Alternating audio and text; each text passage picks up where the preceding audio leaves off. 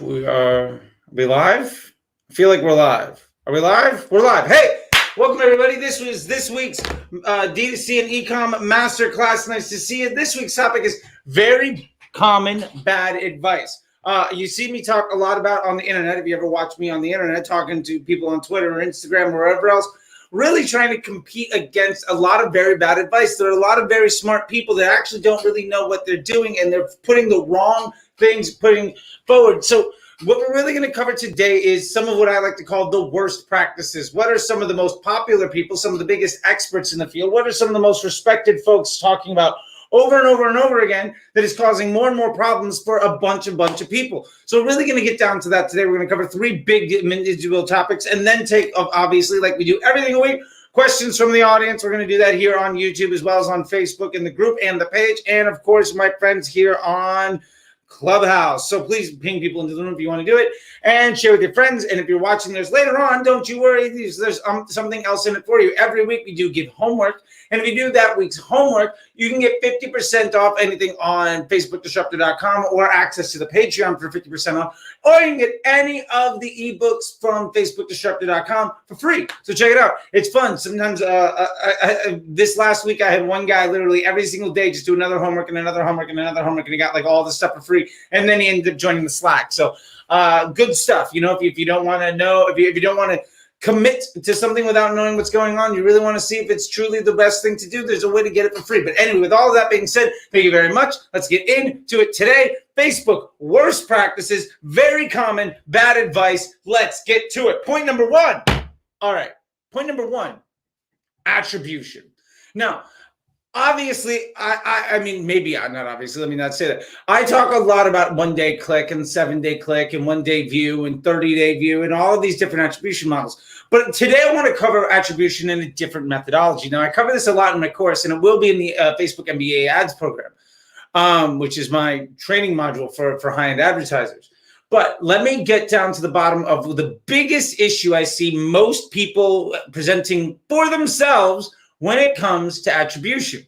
They're doing what's called bottom-up attribution. And what this really means is a purchase occurs or a lead happens, and then they tie that, they say that occurs, and they try to go up the chain of command and see who gets credit. Now, the bottom line is this is impossible. There's no two users that absolutely behave in fundamentally the exact same way.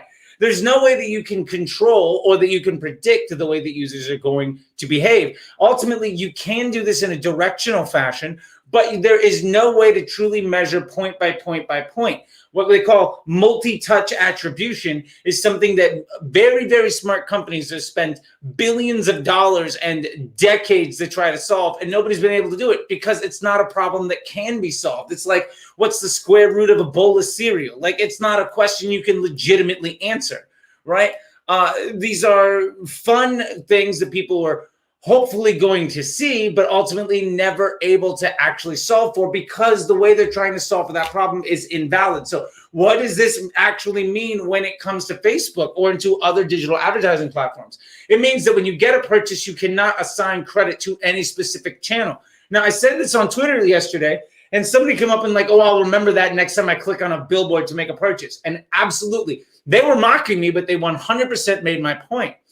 You're not going into the store and purchasing because that salesman inside the store got you to come into the store and make a purchase, right? That salesperson inside the store got, took your money, maybe pushed you over the edge, and you might have seen some Facebook ads. You might have seen some billboards. You might have seen television ads. I remember as a kid growing up on the East Coast of the United States, you drive up and down I-95, and there are these billboards for this place called Pedro's. Now, Pedro's south of the border is in between North Carolina and South Carolina. It's this big, like, roadside attraction. Now, if they didn't have all these billboards, you'd be able to say, yeah, the reason that I stopped at Pedro's and spent some money was because I walked into the store. But I wouldn't have known it if I didn't see these billboards for miles and miles and miles. The point is, the billboard didn't make the sale. The billboard made me interested.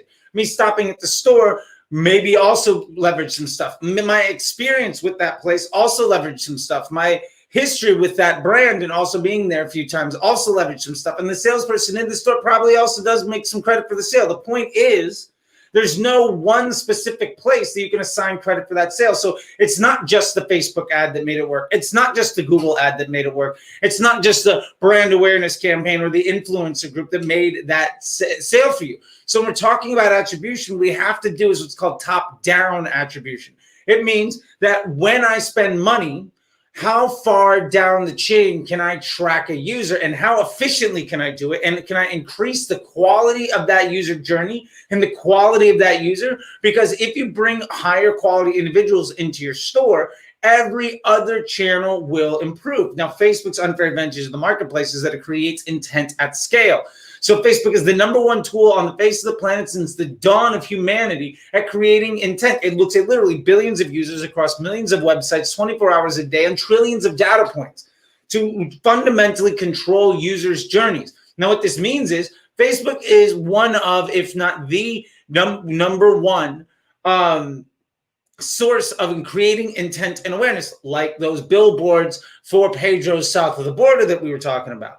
Now, what we're getting to here is if you can make Facebook more efficient at driving people into your store and you can lower your costs per conversion by increasing your estimated action rate and driving a higher quality user, what ends up happening is your email campaigns improve, your Google campaigns improve, every other channel improves because the people that you're retargeting, the people that are in your CRM list, the people that have shown interest in your brand are higher quality people. Let me give an example for this. If I'm talking about trying to sell Ferraris, now I only go after very high-end individuals, I'm probably going to do pretty well. But if I say, hey, look, I'm going to sell Ferraris by doing test drives, and then I go to college students on their first day that don't even have their student loan money yet and say, hey, look, every one of you can get a free test drive inside that Ferrari. How many sales do you think I'm going to get? I'm going to get a lot of users. I'm going to get really cheap clicks. And we're going to get into CPC and CTR later. I'm going to have a very high conversion rate on the interest, but I'm not actually driving good quality users. And that's a very important thing. So when we're talking about attribution, it is more about where you can get the user from the dollar that you spend and get a higher and higher quality user by lowering your average cost and then measuring that performance across your entire ecosystem. This is what we call ecosystem ROAS. Now, I've been talking about this for years and years and years. And honestly, I was called a troll in 2017, a troll in 2018, a troll in 2019, a troll in 2020, and then come 2021, everybody starts talking about MER, which is quite literally is quite literally the ecosystem ROAS model that I've been preaching when these other folks started building up their agencies and ignoring the best practices that me and Facebook were teaching them, built off the case studies that we've been doing together for nearly a decade now. So my point here is one of the first things that we're covering is worst practices, very bad advice, is do not look at the Facebook ROAS number as a source of truth. It is a directional piece of information, and directional improvement is far more important than a short win, an easy win. And that is a very, very, very important thing that I need you to understand. And that'll fundamentally improve your online advertising. And again, this is a big thing. There's a whole section on it inside the MBA program. And you know, if you want to get in on that, let me know. It is not cheap and it is not for everybody, but that's just another thing we're talking about. But again, it's the ecosystem ROAS. And if you want to know more about the ecosystem ROAS, go to Google and just type in Facebook disruptor ecosystem ROAS. There is hours of video of me talking about this going back years. So next time somebody's trying to sell you on something, when they say, well, I just saw Taylor yesterday, for instance, tweet out, well, this is the impact on 7-day click, 1-day view, and 1-day click metrics after the iOS 14. And you have all these big hyperbolic numbers, and then the 1-day click number is basically flat because it's the actual source of truth. When you're looking at what I like to call alternative truth, alternative facts of long tail attribution and all these other things where you're taking credit for other people's work, which is the foundation of most ad agencies like Common Thread Collective and stuff that Nick Shackelford's doing and David Hermain and Gil David and all of these folks, Andrew Foxwell, they preach this version of a very myopic view of the ecosystem where their #1 motive is to look as good as possible because they make money they make a commission on your ad spend. So their #1 objective is to look as good as possible. An ad agency's job is to make the person that hired them look good. I also have a video on why I got fired from an ad agency because I did a really good job for the client. I saved a client $250,000 in a single day ad spend because I was managing $1 million a day. And I got fired for it. And it's because the alignment of honesty and integrity and good business is not the way that most ad agencies operate. So something to keep in mind there. Now, second thing that we're going to get into here is cost cap. Now, I see this all the time, big caps and everything. People are like, man, cost caps are great. Big caps are great. And you know what? They are. And they absolutely can help out, but they're very, very commonly misused. So another worst practice, very common bad advice is using cost caps all over the place or relying on it as your core of your program. Now, I hear it all the time. Yes. Well, my cost caps are doing really good. And then the same people are saying, well, my ads only really work for 5 or 6 days, and then I got to try new ones. I have a really unstable ad account, but every time I run the cost cap, it does work well, and then it gets worse and worse and worse. And really, honestly, Facebook's just unstable. And that's because you're creating your own problems, especially if you're laying cost cap on top of interest groups or lookalikes. So let's get down to the bottom of why that is. So first off, cost cap was designed from the beginning for 2 versions, right? Or all manual bidding. One was to be able to force spend. Cost cap, the original version of it, manual bidding, was used so that you could pick a price of your inventory on brand awareness campaigns before the Facebook pixel existed. This is what I was doing back when I was spending $1 million a day for CBS, is I would say, I'm willing to spend $4 CPMs to reach people to promote this show. And I would say manual bid, accelerated delivery, $4 bid. And I would get as much inventory as possible for that price. So that is where the manual bid comes from. Then once they brought in the Facebook pixel and they brought in conversion campaigns, people started to apply that. And then we got target cost and we got cost cap. These additional versions of a manual bid. Now, the idea behind these is Facebook understands who your user is, so it's just going to not let you pay more than that. Now, that does sound really good, right? It sounds really smart, and it does get you immediate returns, even though it fundamentally inhibits your overall growth. Here's why. Cost cap relies on predictive bidding, right? And Facebook needs to be able to, with a high degree of certainty, predict what users are going to do. Now, every time it gets that wrong, it takes a little bit less of a risk and a little bit less of a risk and a little bit less of a risk, which ultimately means that once your ads reach only the people that Facebook has the utmost confidence of actually converting, it's going to stop delivering and it's going to get more and more expensive. Have you noticed how your cost caps, after a few days, your ads start to rise in price and your delivery starts to get lower and lower and lower? It's because you've said, I don't want you to actually go out and learn. I want you to take your learnings and go after only the things you have the absolute most confidence in delivering. I don't want you to improve. I want you to only do as good as possible. And if you can't do well, I don't want you to spend. And then when it stops doing well, because it's running out of people that it feels like is super confident, it stops spending and it gets super expensive. It's doing exactly what you told it to do. Now, a lot of experts, quote unquote, will say to use this because it does give you really good performance right away at heavily diminishing returns. And so then when you face this thing of like, well, cost cap doesn't really work, Facebook doesn't really work, it's the only way I can get cheap enough, so I'm just going to keep dumping in new creative and they're only going to work for 4 or 5 days. And yeah, because that's only how long Facebook is able to use that. Because, and remember, when you're cost cap, when you're doing predictive bidding, what it's ultimately doing is it's creating a circle inside of the whole Facebook universe. There's this big giant square of everybody in the Facebook universe. Cost cap is going to say, taking the ads that you have, it's going to make a little circle of saying, these are the people we think we can actually get.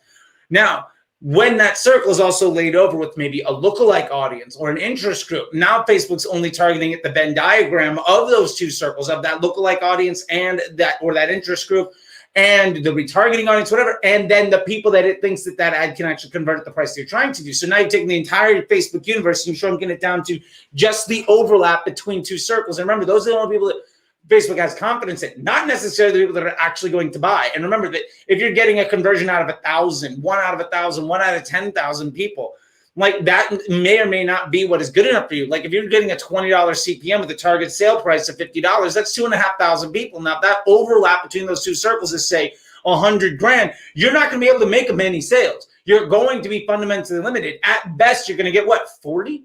And you're probably not even going to reach all of them because they may or may not be online. They might not even be the people that want to buy from you. And it might not be the right time for them to do it because now you're constraining Facebook from being able to even make the overall customer journey for you. So you're limiting your possibility of users that are actually going to be successful to reach.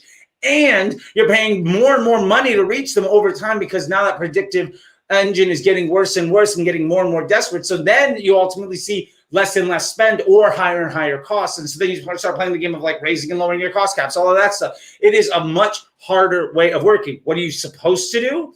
You're supposed to do lowest cost bidding. You're supposed to generate high amounts of volume in a very stable way. If you do lowest cost bidding against a very big audience, like going broad, then you're able to deliver a consistent result. And if you need incremental performance, or if you want to find additional users for slightly more efficient to help you lower your overall cost, you can use cost cap that way. It's meant to be incremental. It is not meant to be the core of your overall ecosystem. Last thing about cost cap, if you're then layering on lookalikes, what happens when you change your audience? What happens when you change your ads?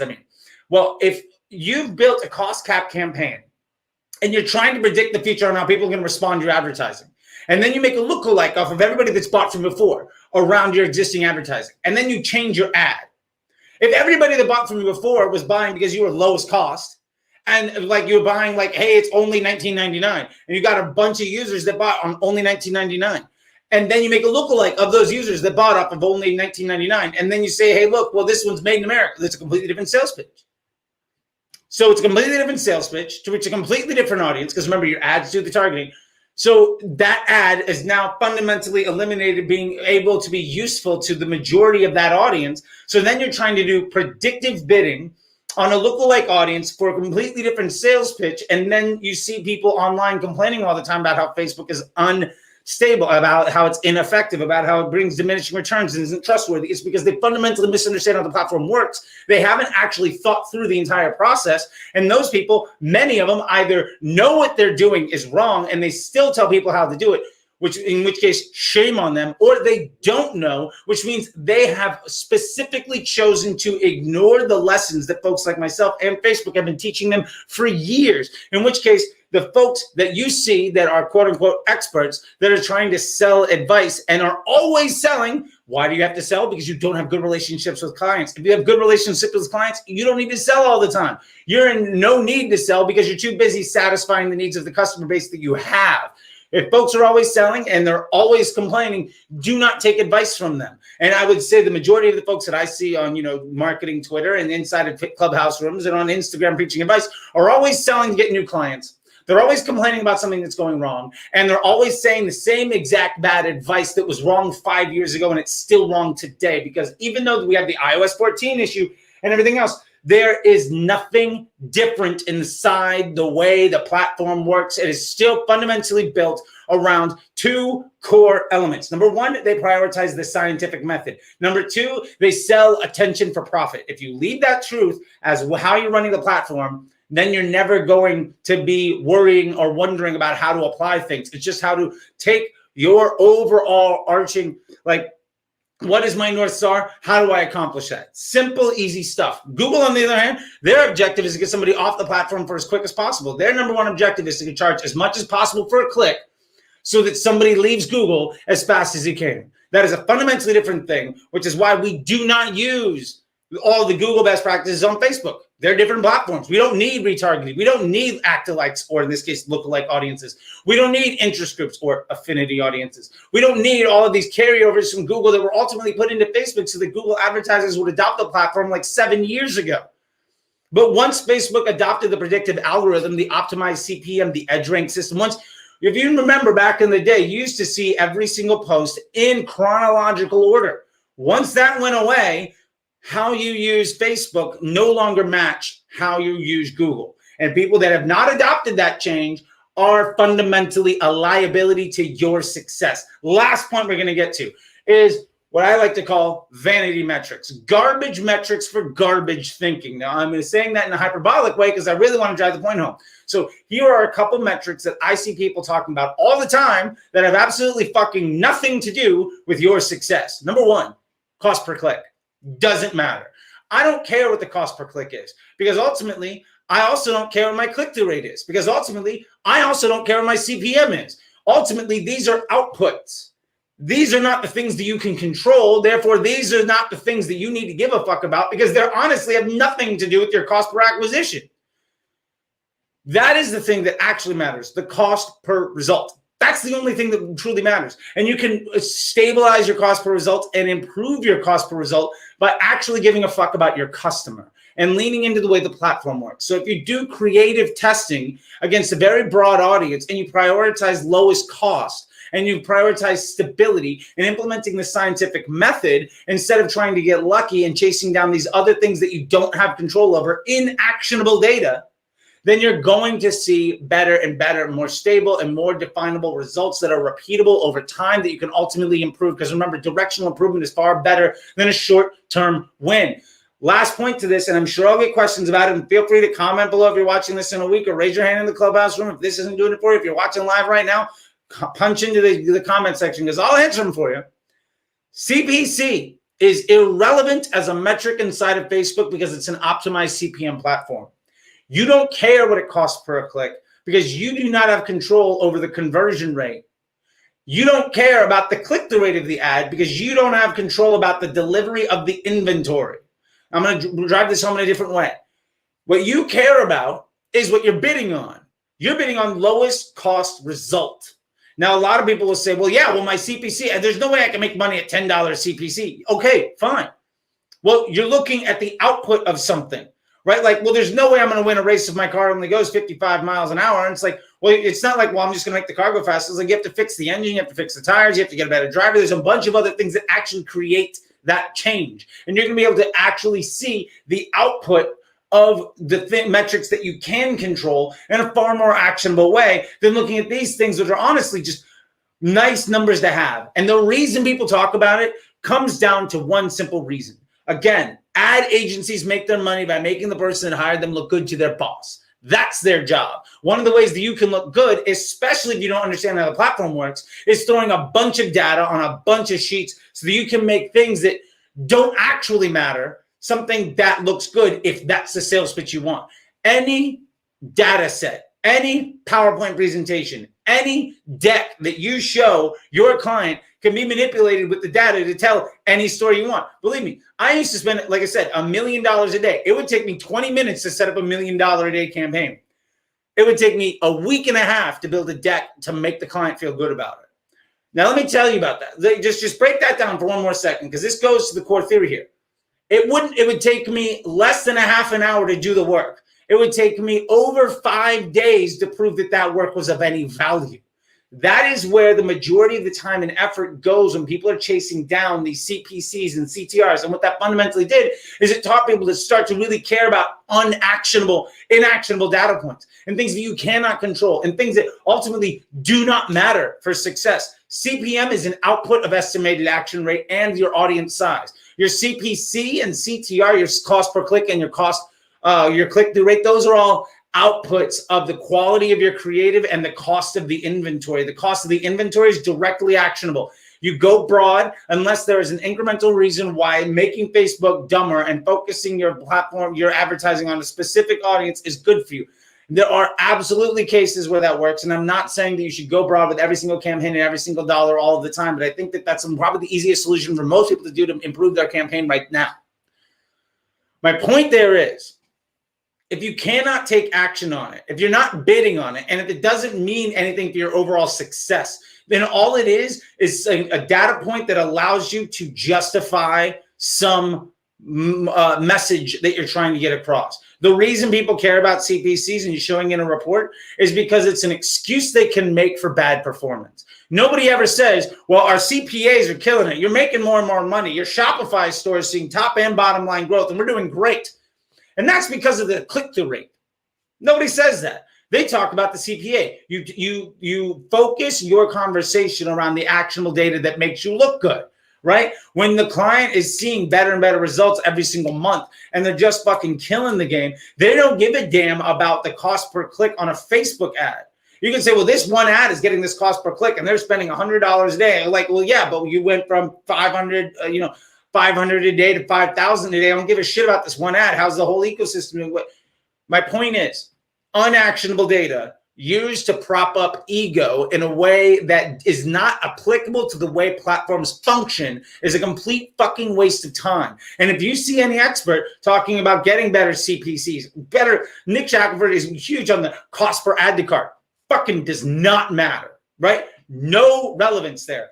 That's a metric where if you actually are going to care about it, it's because you built out everything else and you're actually trying to worry about your landing page, in which case it's not even a Facebook side of an issue. That's your Google Analytics and your site side and your conversion rate optimization that you need to worry about, and higher quality ads at the top of the funnel with your broad targeting for creative testing. Again, cost per add to cart, not an actionable point.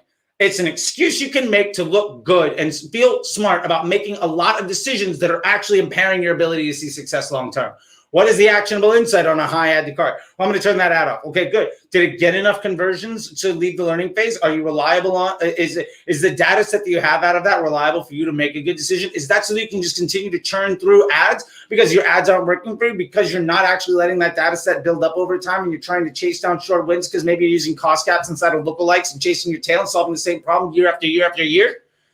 The solutions they're providing are Band-Aids to the symptoms of their overall fundamental misunderstandings of the platform. That is why those people are liabilities. And anytime that they talk about that shit, I will approach them. And you know, that does get a lot of people upset with me. But hey, look, I do not care that listening to me is bad for business for people that you are taking advantage of. If your business model is built around predatory business practices and a lack of personal integrity and an unwillingness to grow as an individual and serve your clients in a better way, then I will fundamentally approach you and challenge you when you try to take advantage of that. Like Andrew Foxwell releasing a $1,000 90-minute podcast, interviewing folks, multiple people, about like what he was doing. Now that is, he's interviewing 6 people, so it's what, a 15-minute conversation with folks. How much are you going to learn in actionable information on 15 minutes? Maybe a lot.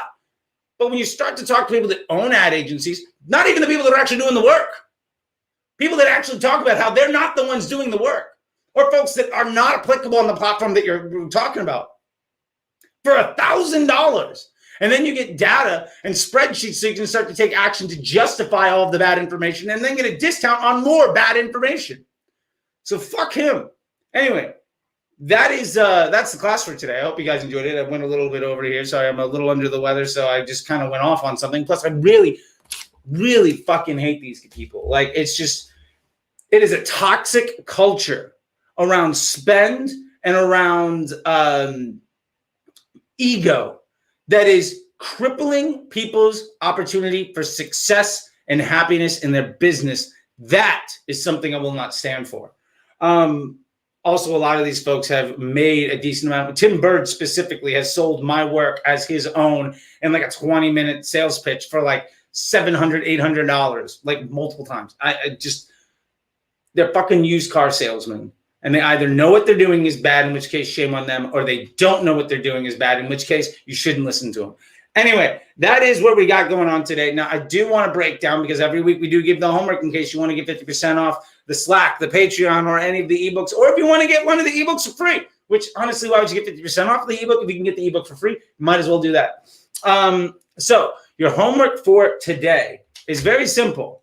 I would love for you to tell me which one of these worst practices do you think that you are currently relying upon. That's it. That's all that we need to do. I want to help you start to identify liabilities in your thinking, in your structure. Lessons that you have taken from people that don't know what they're talking about, that may have worked for a short term, but are fundamentally impairing your long-term stability and growth.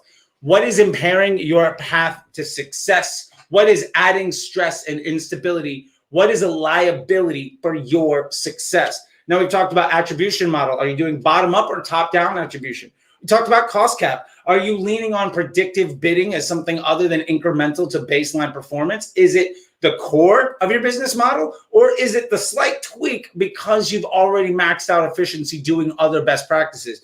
Or CPC and CTR, are you measuring inactionable results? Things that you cannot improve directly, that are outputs of other things to justify decision-making that ultimately itself is a liability to your overall success. Let me know. You can DM me. You can comment. You can do however you want to reach out to me. I'm on Instagram. I'm on Twitter, both CT the Disruptor. I'm on TikTok, CT the Disruptor. I'm on YouTube, the Facebook Disruptor. I'm here, of course, on Clubhouse, but you can't DM me there. Anyway, with all that being said, please feel free to raise your hand, ask some questions, do whatever. I see a lot of people watching on YouTube today, but no questions from YouTube today, which is usually interesting. By the time I get out of the lesson, I have a lot of questions, and maybe that's why I kind of rambled on longer, because I wasn't seeing more stuff. Anyway, I'm going to sip my coffee because I don't think I've actually inhaled in like 25 minutes, and I'm surely a little dry in the throat. So raise your hand if you have to ask a question. If you'd like to use this time, post it inside the comment group. I'd love to see y'all's. And yeah, I'm going to take a sip here real quick, and we'll let me know how I can help.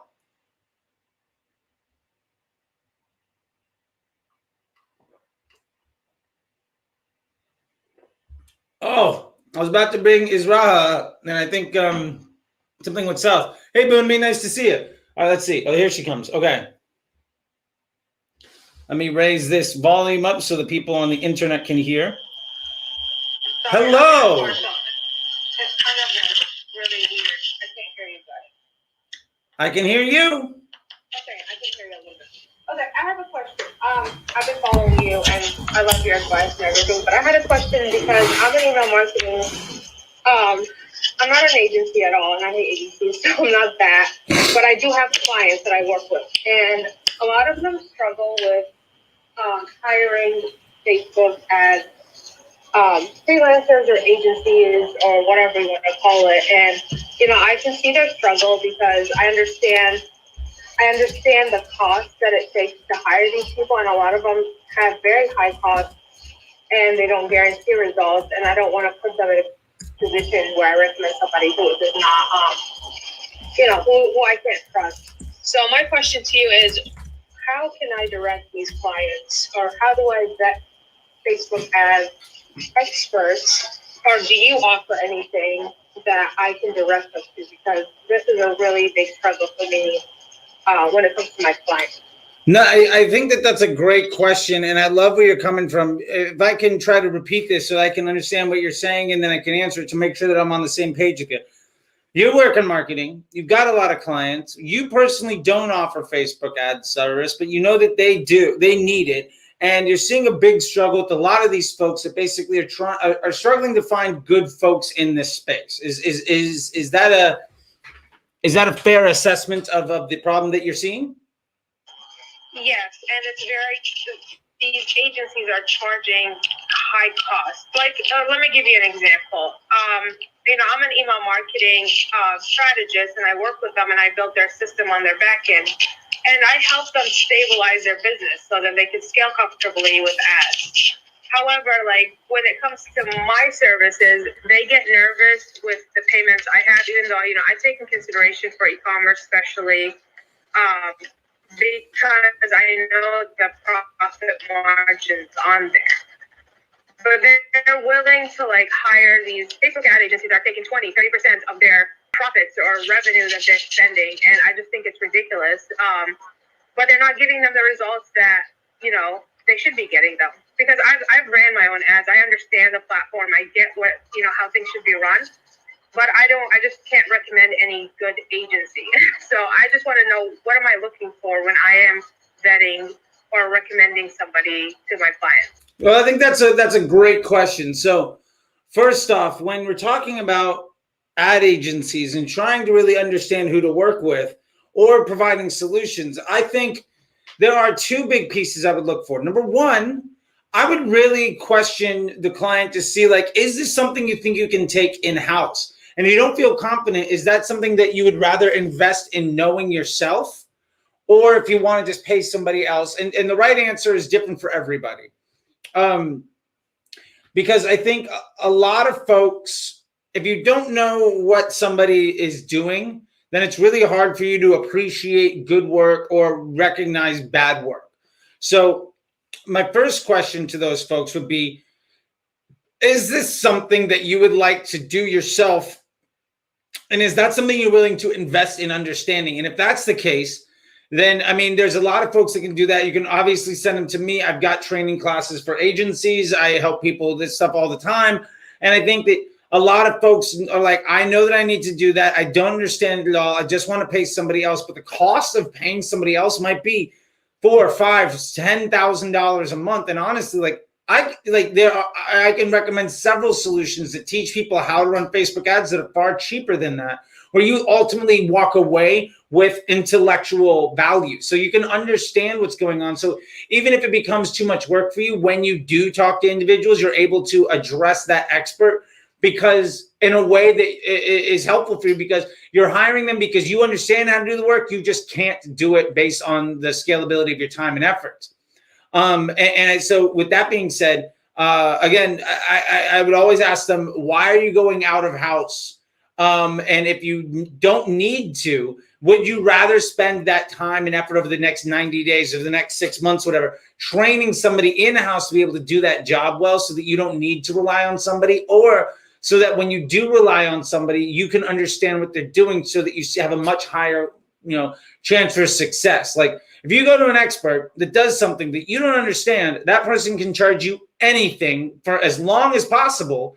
And then you're going to have to go to the next person and the next person and the next person. And it really sets up this cycle of bad relationships and bad experiences. And that's ultimately a big liability to businesses. So, I'll do one little thing. Like for me personally, So I just wanted to jump in and explain this. So yes, so I always recommend in-house. I say, hire your own person, train them, and get them to do what you want them to do. But the problem is for me with that is I need to know what kind of courses or who to go to. And I'm guessing, I'll connect with you off of this platform. Just to have, like, if that is an option because they don't want to pay an agency to take the risk, and then they want to hire somebody in-house, I would say hire somebody who knows the platform but isn't like fully versed yet, because then you can train them the way you want to train them to run your ads and your, understand your business model. Yeah, no, I agree with that. And I think some folks also know that they need it, aren't quite sure exactly how to do it well, and need some training in there. And I think that there are some good solutions for that. I know that I have a solution for that. I call it my Facebook MBA program. It's like a 90-day intensive course to train up anybody to basically drop them in as like a senior level ad agency individual, sort of like coding schools, right? Like if you want to go to Lambda school or something like that. Now, for the other side of this question that you had is, when you are going out to agencies, how do you know if the people are actually talking well or actually above board or somebody that you want to trust? So what I can do more is give you red flags of things to avoid. I can't necessarily tell you everything that you want to hear. But what I will say is, for agencies that you can trust, what do those people have in common? They're not going to talk to you about, first off, their business model is performance incentive based. They're going to charge you a nice little fee to make sure that they can pay for their employee to do the work. That's reasonable. But their overall ability to scale their business with you is not built on your ad spend, but built on your revenue. And they build that revenue based across your entire business. So if they're tied to their success 100% being related to your overall business success, if you're business partners and they're not just a vendor specifically trying to raise your month over month billing, that is somebody I would go with.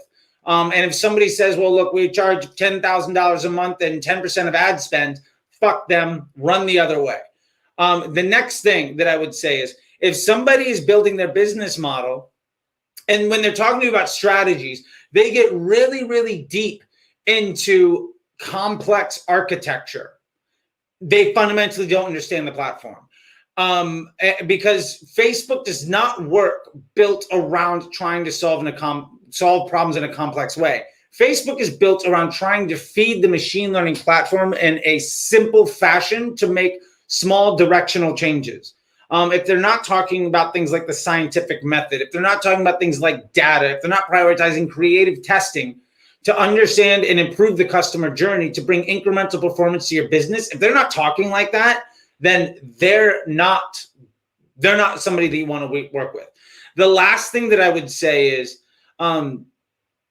if they're not asking questions around landing page testing, creative testing, and ultimately saying, all right, here's what I need to succeed. Who can I rely on from you to provide that? Or we can do it also. And that is really built around improving both on the Facebook side, the estimated action rate, the efficiency by creative testing, And on the landing page, on the site side, by testing landing pages and ultimately understanding your conversion rate optimization, if that is not in their conversation, then they are not trying to solve the problem in an effective way. So what I would really say is I would avoid people who are trying to solve the problem in a way that the platform is not built to function. I would avoid people that do not tie their billings to your overall business success. And I would avoid people that try to solve all of your problems, or when they're trying to present their proposal for a solution is not built on how can you work together to achieve your overall success with the rest of your partners. If people are not displaying that fundamental understanding of the platform, and they are running their business model in a way that does not prioritize your business success, then I think those are giant red flags, because at the end of the day, an ad agency is a long-term relationship. It should be you're hiring somebody to effectively be a department of your company because they can do it better than you can for a lower cost. If that is not what the relationship is built on, then those are toxic individuals you can just step away from on day one. You're not outsourcing work. You're hiring employees. And so that's the way I would look at it. If that employee is not somebody that has your success in mind, then that's not an employee I want to hire. Even though it's outsourcing and contracting an ad agency, there's still a department of your company, and they need to be treated that way, and they need to treat you that way. So is that helpful? Yeah, absolutely. And I want to connect with you off the platform because I don't want to take too much time, but I do want to go in depth with one client I have, because she needs to start running ads soon, because her competitors are actually using her keywords, her credibility to run ads on their product. So I was like, you're losing out just because you're not running the ads, driving that traffic back to your website. So I will connect with you, and thank you for answering the question. Well, you're welcome. Thank you very much. I really appreciate that. And yeah, feel free to message me. And if I can't help you, I've got a slew of folks who can. So I will definitely do that. I'm going to move you back down to the audience here, and we're going to take some questions from YouTube. And then I see Jared raised his hand. So I got Boone Me, I got Boost, and then I got Jared. Okay, Boone Me, if we should not be looking at CPC, CTR, and cost per add to cart, how do we know when an ad is likely to do good besides sales, or should we just spend a certain amount? If no sale, then turn it off. But me, I love that question because it absolutely challenges the preconceived notion of how you should do things. So here is what I would say. We don't care about whether an ad is likely to do good. The purpose of an ad is to prove that it is reliable. Our goal is not to introduce more and more ads that we have a high confidence in and hopefully are going to do well. Our goal is to give Facebook the best available choices. And if that means that the existing stuff that we have is what we can rely on, great. Generally, the reason things fail is not because of the ad, it's because of the architecture. So when you're doing creative testing and you have something that's strong, if it does perform well, then you can start to scale the results off of that, because it's scaling your overall success, because your cost per acquisition is coming down. So you're getting better and better return for the dollars that you're spending. Your $100 today that used to get you 10 sales gets you 12 sales today. As a result of that growing efficiency, you're able to then spend into that so that you can scale not only Jared popped into the YouTube comments as well. Don't you worry, Jared, I got you, buddy.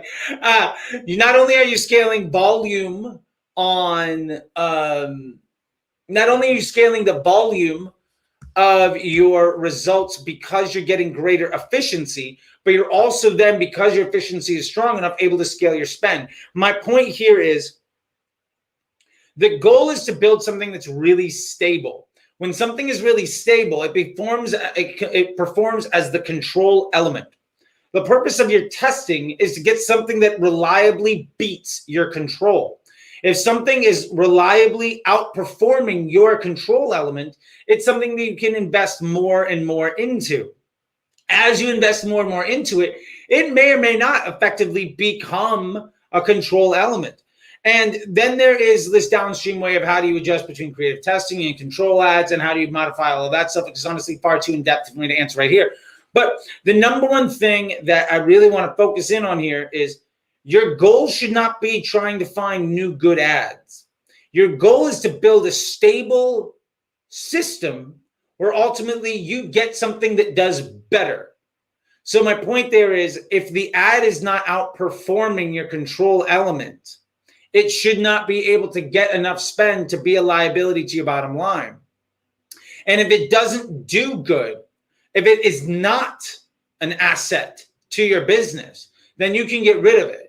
Now, that might be ultimately what you're asking about, besides looking at sales. And my point here is sales are all that matter.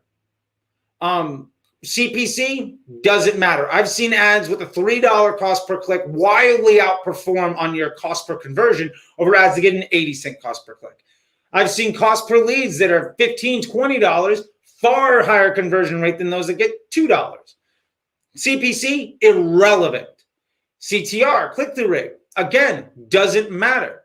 A lot of times you get a really good click-through rate on an ad because the ad is clicky, not because it drives conversion intent. Those are two very different things. Last, cost per add to cart. Cost per add to cart is interesting, but I don't care about driving a bunch of window shoppers that don't buy. If my cost per add to cart is really strong, but my cost per purchase is bad, who gives a shit? And I've seen a lot of ads with a really good cost per add to cart that never drive purchasers. So there's something fundamentally wrong in that ad. The only thing that matters is more revenue, is actual desired conversion events. If I'm not getting a higher volume of desired conversion events, then I don't give a shit. And so ultimately what I'm talking about here is I would look at a certain amount of spend. I would say, like, by the time I spend enough for 5 or 10 conversions based on my control, say my control is getting sales for $20. By the time this other ad spends, 50, or sorry, like 100 or 200 or more, if it's not on par with my control or better, what is my confidence that over the next $100 or $200, it's going to improve? So if I'm coming in at like a $30 after like $200, let's say I got 7 sales at $210, but my control element says that I should have gotten 10 sales. How confident am I that over the next $200, I'm going to get 13 sales so that I at least break even? Because that would ultimately bring me down to 20 purchases when my control element would also get me 20 purchases. If my confidence level that over the next level of investment, I'm not going to even be able to break even against my control, well, then I'm probably in a bad way. And so with that being said, that's how I would really optimize stuff. But if you're not... The purpose here is not to find ads with good cost per add to carts. It doesn't matter what the CPC is. It doesn't matter what the click-through rate is. What matters is, does it produce results efficiently enough to be considered better than my control? If the answer is no, then fuck it. Keep your control going. Boost, nice to see you. Boost F says, how do you test new creatives? Boost, I got a lot of videos on this stuff, but what I would really recommend you do, I think, is the number one tool to test creatives, and honestly, one of the number one tools you can run for any of your ads is dynamic creative. Best audience is 18 plus. So dynamic creative against your broadest audience, let it run, lowest cost bidding, see the whole funnel. That's the best way to test new creatives. And remember, the goal there is not to find the best ad to take out and then throw someplace else. Your goal there is, can you achieve an outcome in that dynamic creative environment that does better than the rest of your account? If the answer is yes, keep it going. If the answer is no, try to solve the problem differently. And I would really look at your creative testing by trying to solve very specific business problems. So what you would normally think about as like interest groups or demographics or psychographics you want to target, put that in your ads. I got asked a couple of weeks ago by somebody who responded back and is actually doing very well. I want to target people in Spain that are cat owners. Great. Target Spain, and your ads are all, do you own a cat? You're going to target cat owners because Facebook knows what's in your text. It knows what's in your video. It knows what's on your site. It knows what's in your images. They're scanning that stuff. The AI understands what is in the content of your creative, And remember, Facebook's number one objective is to keep people on the platform for as long as possible. It's around the estimated action rate. They want to show people content that's going to keep them on Facebook because that's their ultimate business model. They sell eyeballs for profit. That's their business. So with that being said, they're not going to show your ad to people that don't own a cat, right? If your headline is, do you own a cat? Buy this. It's not going to show it to people that fucking hate cats because Facebook's smart enough to understand that that person has not responded to any advertising that's like that. They're not going to those types of sites. Or maybe they are because they're buying a gift for somebody else, in which case Facebook's going to understand what they do. Because remember, Facebook is seeing your traffic on every single platform across multiple devices, across millions and millions of websites. Hi, Jacob. Jacob owns a cat. So if you want to target to Jacob, you can do that. Hi, Jake. So hopefully that's helpful. Last question here. This comes from Jared. How do I tie my billing into business success for my client? Is there a model that you suggest? Yeah, absolutely, Jared. There are a few businesses that do this really well. Now, I'm not going to give away how they all do it because every one of them has their own version of it. And honestly, every one of them has solved this in a way that makes sense for them. Here's what I would say. When I'm working with a client and I want to show the incrementality of my business, prove my value, I would go to them and say, do you have a projection of what the next 3 to 6 months looks like? And they're saying, okay, well, based on that, I think next month, this is our projections. And they should. Every business should have a quarter-over-quarter and year-over-year projection for their business. Your goal is to say, okay, that's our benchmark. If I can beat that, let me get a percentage of the incrementality.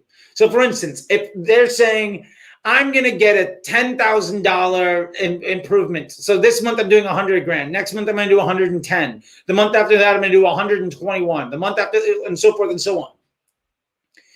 In profit, right? Or in revenue, whatever their business model success is. Then you can say, okay, great. If you're projecting a 10% growth and I bring you a 12% growth, let me get 20% of that incrementality, right? So if you're thinking that you're going to get $10,000 extra this month and I bring you $15,000 extra this month, let me get 1,000 of that extra $5,000, right? So then your success with your relationship with that client is built on them growing as a business. Now, mind you, that is a smaller pie. Immediately, it's a smaller pie, right? Because then you're not charging 10% of an ad spend on all of their ad spend, right? Or 20%. But what if their ad spend's like $500 a day? Well, if their ad spend's $500 a day across 30 days, that's what? 15 grand? What's 10% of 15 grand is $1,500? If you can grow that business by $5,000 over their projected growth that month, you're going to make almost all that money. And because you're tied to their success and you have a good relationship, every month that incrementality is going to grow and grow and grow because you're doing a good job. Which means in 6 months, you're not looking for a new client. In 6 months, that client is now paying you an extra $1,000, an extra $5,000, an extra $10,000.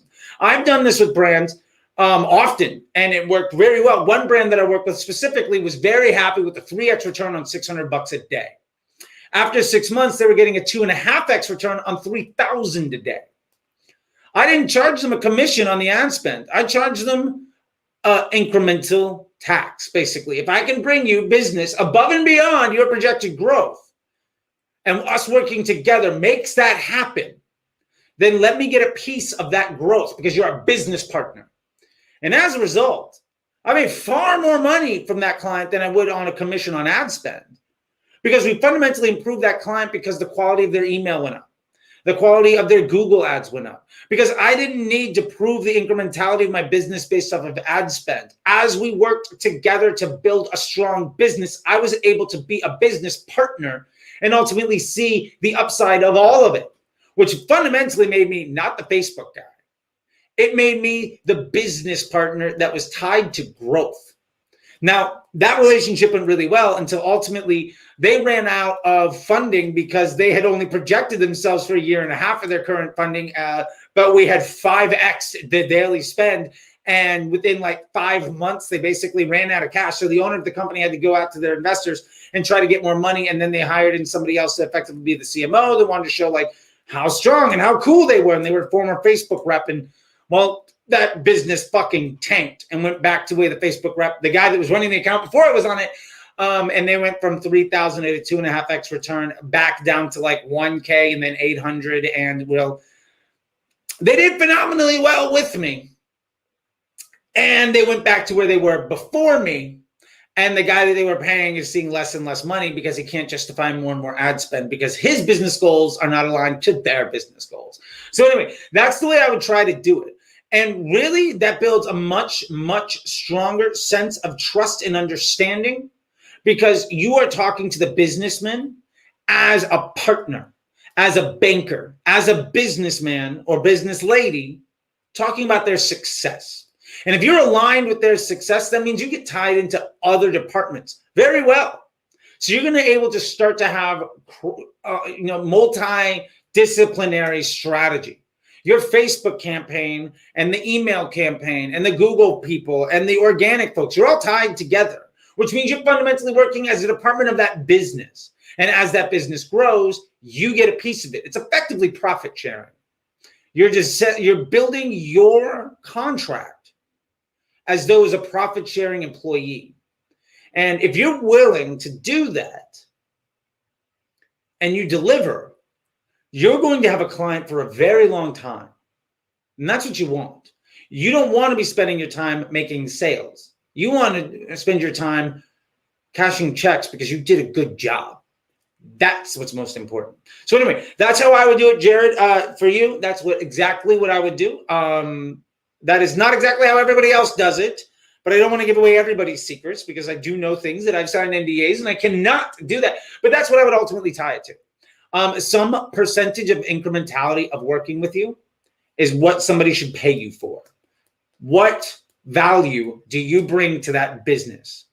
If you can prove that, they should pay you for it. And that means that your success and your paycheck is not tied to Facebook ad spend, which means fundamentally you can say, hey, look, right now, the best thing for you to do as a business is to go dark on Facebook for a week. Sometimes that's the solution. Like, hey, we got a huge email blast going out. And you know what? I think what we should do to make you the most amount of money is not spend in Facebook because that is an overall a credit to your business. It's not an asset. It's a liability because that's spend. I don't think it's going to bring incrementality. So what I'm going to do is I'm going to go dark for a minute. I'm only going to do retargeting. I'm going to let the Google and email team just fucking crush. Revenue goes up, cost goes down, profit margin goes up, you see more money. And it didn't happen because you spent more money on Facebook. It happened because you gave a fuck about your client. That's what I would do. All right, Freddie, it looks like you got the last question here. Fred E. 44. Do you drop a new creative for testing in a currently running CBO campaign or in its own campaign? If I drop a new ad in with current ads, they never get the spend older ads get. Love the question, Freddie. It fundamentally shows two things that I very much disagree with as a core basis of the argument. And I love that you asked it because this is going to give me a really great chance to give you actionable insight. Number one, I build creative testing campaigns. The purpose of that campaign, the sole purpose of that campaign is to test new creatives. And to prove out, can my test beat my control? So the purpose of that campaign fundamentally is to not disrupt current business as usual, highly leveraged assets. So if I have a control campaign where I'm spending 90% of my dollars, I don't want to drop a new thing in there and see if it does well. I've got a testing campaign where I'm able to allocate money that I can afford by looking at my overall ecosystem ROAS. Again, going back to that MER, what can I afford to invest in growth and risk to try to find potential areas of opportunity? And if something does really, really well there, and it's really strong and it's outperforming my control element, I can invest more and more. I can actually shift more and more of my budget to the point where it becomes a liability because it's now preventing me from finding a new solution and I've maxed out. So then there are moves I can make there. The second point, if I drop a new ad in with current ads, it never gets to spend the older ads do. My question to you is, Or my point to you is, who gives a fuck? If your performance is good, who cares? If your performance is bad, why are you running the old ads? You can get insight or you can get performance. I don't give a fuck where the dollar goes. I give a fuck about how much money we're making. A new ad can get $0, and I'll be completely fine with that if my campaign is performing well. If my campaign is not performing well, the question isn't the question is not, why is my new ad not getting spent? My question is, why is my bad ad getting all the delivery? Why am I investing in something that's a liability to my success? So I hope that helps, because I feel like a lot of the problem that I see from folks is ultimately this issue that they're looking at things in the wrong way. And I think, honestly, a lot of the reasons that they're looking at things the wrong way is because they were taught the wrong lessons by people that don't know what they're talking about. And that's what I'm here to do. I'm here to help. So, Freddie, I hope that answers your question. And so, again, to recap, do you drop a new creative in testing in a currently running CBO campaign? No. I drop a new creative in my creative testing campaign that is probably running on a CBO that I don't care, that like, so it doesn't affect business as usual. And when I drop a new ad in, sometimes it never gets the spend that the older ads do. Who gives a shit? Is my performance good or bad? If my performance is bad, why are my older ads getting any spend at all? If they're a liability to my success, why am I investing in them? And if I'm doing well, why do I want to break that my new ad's got no spend, but I'm making a bunch of money? Shit, I don't want to be making money. I want my new ad to get spent. Seems pretty dumb, right? So I hope that's helpful. Anyway, let's see. That helps a ton. What audience do you use for testing new creative? Freddie, this will be the last question of the day. Broad. Age, gender, location, excluding only people that have converted. See the full funnel, win at the full funnel, get rid of everything else as performance dictates. That's what I would do. All right, everybody. That's the end of the week. I've got 5 minutes before I got to go live inside the Slack channel, so I hope that's helpful. Please subscribe if you've seen them. Please follow me. Please DM me if you want any help. And let me know if there's anything else I can do for you, because I am here to help you begin to win at Facebook, see more success and less stress. And tag me in anything that you see where people might be giving bad advice, and let me help set them straight. I do not care that people see me as a liability to their business model, because if your business model is fundamentally built on predatory practices and a lack of integrity, I'm here to shut you the fuck down. Anyway, see you guys later. Thank you very much. This has been a lot of fun. See you on the internet.